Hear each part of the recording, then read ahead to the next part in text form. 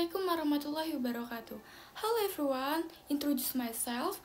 My name is Amelia Putri, class management 23C, NPM 2341107. Di sini saya ingin menjelaskan tentang tujuan dan strategi perusahaan. Pengertian tujuan dan strategi perusahaan.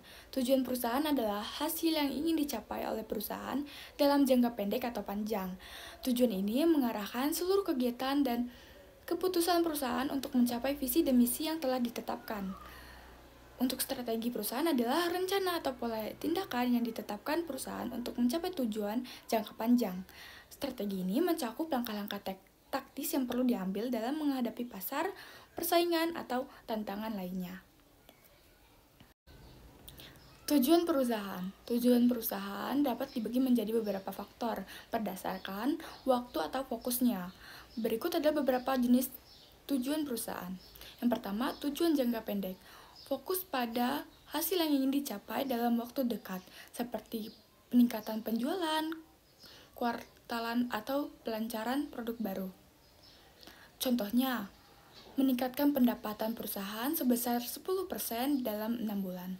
Kemudian kedua, tujuan jangka panjang. Merupakan visi besar perusahaan untuk masa depan yang biasanya mencakup pertumbuhan, keberkelanjutan, dan ekspansi pasar. Contohnya, menjadi pimpinan pasar dalam industri tertentu dalam 5 tahun. Ketiga, tujuan keuangan. Berhubung dengan pencapaian target finansial seperti probabilitas, pendapatan, atau pengurangan biaya operasional. Contohnya, meningkatkan margin keuntungan sebesar 15% dalam 1 tahun. Kemudian yang keempat, tujuan non-keuangan. Berfokus pada aspek selain keuntungan finansial seperti kepuasan pelanggan, keberlanjutan lingkungan, atau mengembangkan sumber daya manusia. Contohnya, meningkatkan kepuasan pelanggan dengan mencapai skor NPS 80 dalam 1 tahun. Kemudian, selanjutnya strategi perusahaan. Strategi perusahaan adalah cara untuk langkah atau akan diambil untuk mencapai tujuan yang telah ditetapkan. Strategi ini biasanya dibagi menjadi beberapa jenis tergantung pada fokus dan skala perusahaannya. Yang pertama, strategi korporat.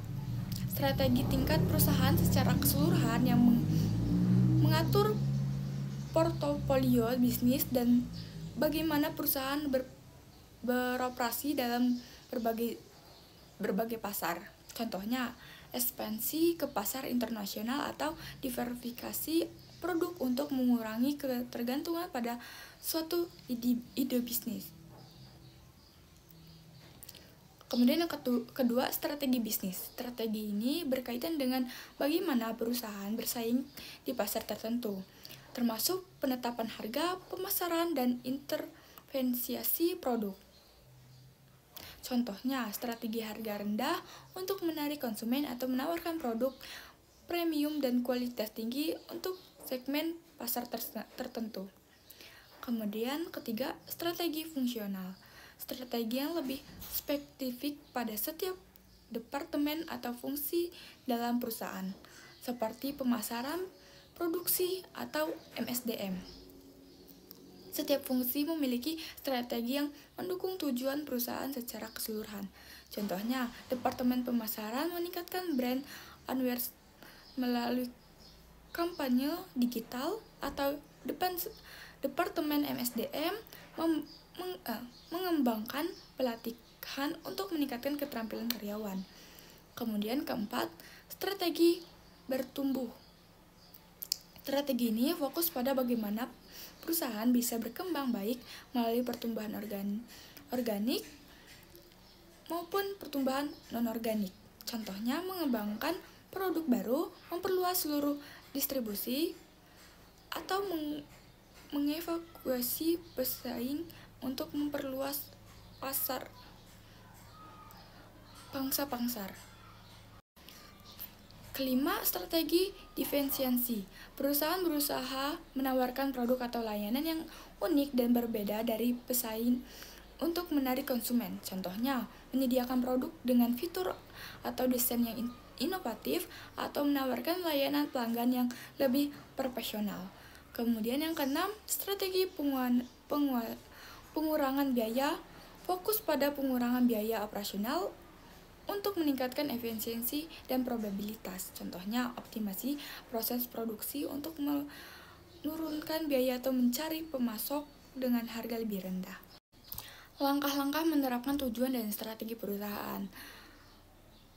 Yang pertama, meningkatkan kondisi internal dan eksternal melalui analisis SWOT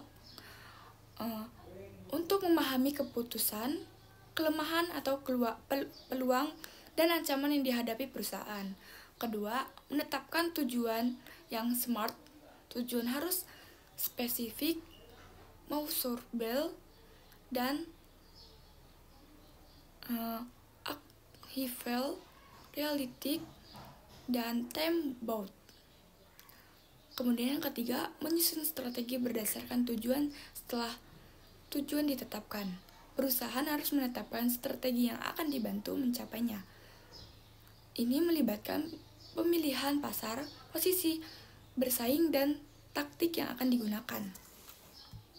Kemudian yang keempat, implementasi dan evaluasi. Setelah strategi disusun, langkah selanjutnya adalah implementasi. Perusahaan perlu memonitor dan mengevaluasi kinerja secara berkala untuk memastikan tujuan tercapai dan melakukan penyesuaian jika diperlukan. Kesimpulannya, tujuan dan strategi perusahaan adalah dua komponen yang sangat penting dalam mencapai keberhasilan jangka panjang. Tujuan perusahaan memberikan arah dan fokus, sedangkan strategi adalah rencana yang dirancang untuk mencapainya. Setiap perusahaan perlu menetapkan tujuan yang jelas dan strategi yang tepat untuk menghadapi pesaing dan tantangan pasar. Dengan perencanaan yang matang, perusahaan dapat meraih kesuksesan yang berkelanjutan. Thank you for watching.